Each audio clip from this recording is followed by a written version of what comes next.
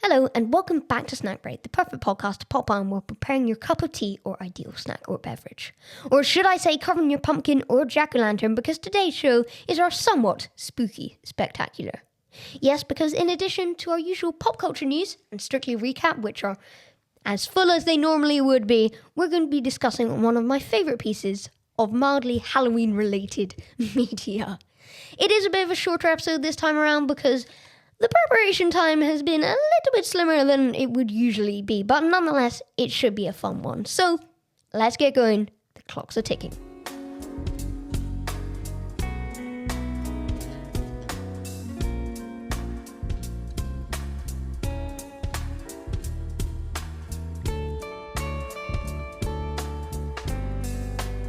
This may be our Halloween special, though, but nothing, apart from guest episodes, halts the eternal march of pop culture news. So, we begin with two brand new Minecraft SMPs. Green's popular live series has returned with its 6th official season, Wildlife, after weeks of hinting, with the Lovable roster returning for another batch of episodes. This year, the series is releasing on a Saturday afternoon, as opposed to the usual Friday afternoon, meaning that it's perfect for a weekend watch.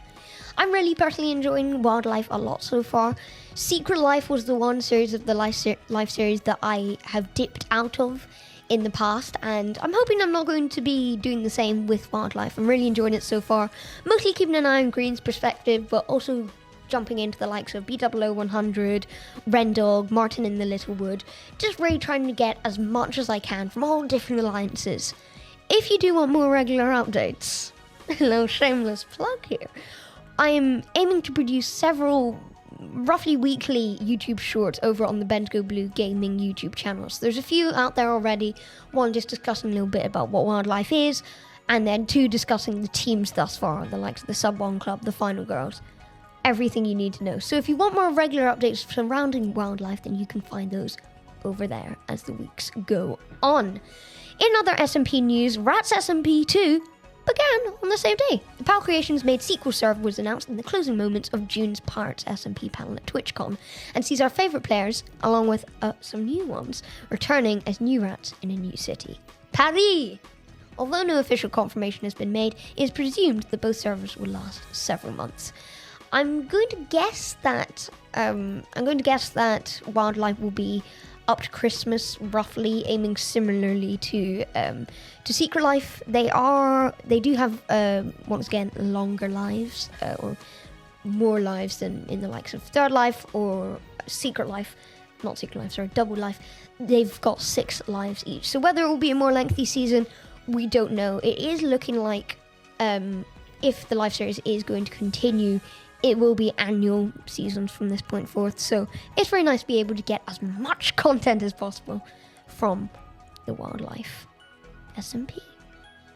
The first full-length trailer has been released for James Gunn's Creature Commandos. The animated show, which opened with the newly refurbished DC Studios logo, is the first of his and Peter Safran's new DCU, with live-action feature Superman Legacy set to release next July. Speaking of Legacy, we have also been given our first look at Crypto within that film. The Superman's best friend is not his usual breed, however, with Gunn taking inspiration from his own lovable pooch. I have to say, even if they are going with a slightly different breed than usual for Crypto, I'm all for it. I mean, I really like Crypto. The Super Pets movie, I have to say, was a bit of a letdown, but as a youngling, I used to love all the Super Pets comics and Super Pets books. I just really, and they were some of the early books those how to read books essentially, and it was always the super Pets related ones that really got me into it. And DC, I'm not going to go on too much a random ramble here, but DC always had a really great lineup of those. But I'm all for this new Crypto. I think the appearance of him in this movie is definitely a really good thing. The Guardian released an article a few weeks ago saying, "Good boy of steel, is Crypto the Superdog really coming to Superman Legacy?" And yes, he is. I realize it seems like a bit of an unbelievable thing for the debut of the DCU, but we have to, I think we have to accept, particularly with the DCU, although it is DC's new newly refurbished attempt at the success of something like the MCU. Obviously, the DCEU fell a bit short in certain areas. We do have to accept that this isn't an Iron Man type situation. This is a pre-established universe that we are jumping into. And as such, I'm more than happy to be pulling all the punches here. Get a bit of Green Lantern, get a bit of Superwoman, Crypto, all that jazz. I am very happy to see that in there. So, very excited for Crypto's debut. And from one superhero franchise to another, Marvel released a look ahead for many of their upcoming TV projects. That's over on the Disney Plus side. Rounding off this year with what is only Marvel's fourth show of the year, we've got What If Season 3 on December 22nd. That will be the final season of the What If saga, if you will. Spider-Man, or Friendly Neighborhood Spider-Man, will then be releasing this or next January. The animation for this, in my opinion, looks really lovely. I'm going to be curious to see who's behind Spider-Man on this one. I presume it will not be Tom Holland, given that it's an animated project and not live action, and he's a busy boy, and we know we've got Spider-Man 4 on the way anyway at some point, so I'm crossing my fingers for an animated appearance from him, but probably not. So the animation looks lovely. I'm sure the story looks to be an exciting one. I'm curious to see where they go with this. Then we've got Daredevil Born Again, the first season of this. Now, there was a massive episode cut. It was going to be something like 24 episodes. That's been cut down now to only around 12, if I remember correctly. That's releasing this March. I know that's something that will get a lot of people extremely excited. Then we've got 2 movies. Well, actually 3 movies. We'll then have Captain America Brave New World, Thunderbolts with the dash, Fantastic Four. Coming out before, Fantastic Four's July. My apologies. Coming out before Ironheart in June. I have to say, I don't know where they're going to go with this one. I'm more than not, happy to be optimistic surrounding it. Ms. Marvel was something I know some people had their doubts about, and although it wasn't the perfect show, I personally did enjoy it. So it's that similar release, just 3 years later, young superhero. I'm all for it. Then, in August, another animated release, Eyes of Wakanda. We know very little about this so far. Ryan Coogler has been attached. I believe he might be a producer on the show. The animation looks absolutely stunning. Then, once again, another animated project, basically taking the position of a What If Season 4, expanding from What If Season 1. We've got Marvel's Zombies. That's a TV mature audience. That will be R or 18 plus, or whatever you want to call it, or it might be a 15 here in the UK. That's Marvel Zombies. They'll be coming out in October. And in December, we're getting Wonder Man, which once again, we don't know that much about, but we've got appearances from characters from stretching all the way back to Iron Man 3, and it's an interesting choice. You wouldn't expect this to be the next direction for Marvel, especially gearing up to what is going to be presumably a pretty big few years for the company, but hey, I am more than willing to see where this goes. It looks pretty cool.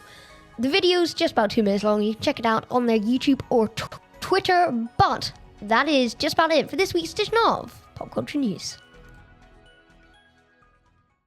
Now, I mentioned earlier in the show that I'm going to be giving you just a little heads up, my annual heads up for a movie, a spooky movie, that I believe deserves a bit more appreciation. I say it every year, and I'm going to say it again. Ghostbusters 2016, otherwise known as Ghostbusters Answer the Call. Following, of course, Ghostbusters 1 and 2 in the 80s. And it's really underappreciated. And I know people have criticisms of it. I have to say, I am fairly blind to those. I maintain that it is actually a really solid movie that deserves a whole lot more appreciation than it gets. So if you're going to watch anything this spooky season, or give anything a chance this spooky season, then maybe let it be Ghostbusters Answer the Call. Anyway, that's me, Bentigo, the ghost of movies past, floating away until hopefully next year, when no doubt, all being well, I'll say the same thing again. Ghostbusters Answer the Call. Go watch it. It's on Netflix. It's good. Enjoy. it is time now to break the spooky spirit and go into something a little less woo and a little more cha-cha-cha. Yeah, I don't know where I was going for that one, but all that goes to say that it is time now for Strictly Come Dancing recap. This week on the show was the show's first Icons special. Yes, in what would have been the BBC 100 special last year has now been replaced with the first ever Icons special, in which Strictly members were paying tribute to iconic, it's very self-explanatory, iconic musical performers from across the decades. We had the likes of Freddie Mercury, Taylor Swift, sadly no David Bowie. I did see one of the professionals dressed up as him, but I would like to see a bit more of him. Bruno Mars, the Beatles, Madonna, and a whole lot more. I have to say, as a themed week, I was initially a little bit suspicious about this, in part just because it's right after Halloween week, and as much as I was glad to hear that we were going to be getting another special to join the movie week, Halloween week, and musicals week, which is more close towards the end of the show, I wasn't totally sure. What does Icons exactly entail? And between its position in the show as the spot to where I think it lands at a happy length, it's just over an hour and a half, it's not too long. Some of the early episodes, in my opinion, feel really, really long, as much as I do like Strictly. And also to the point at which the dancers or the celebrities are getting fairly good at this. So accompanied by the great, iconic, you see what I did there, music, it's actually makes a really, really nice special, in my opinion. What were the scores this time round then? Starting in 10th and at the bottom, we have Pete Weeks and Jovita Pritzal with 4, 6, 6 and a 6, leading up to only 22 points. Then in 9th, we've got Sam Quack and Nikita Kuzmin, 6, 8, 7, 8, 29. That's the same for Chris McCausland and Diane Buswell. Then one up, we've got Wyn Evans and Katya Jones with 30 points. Once up, one again, it's Jamie Borthwick and Michelle Tsakayas. I'm sorry, that's TSIAKKAS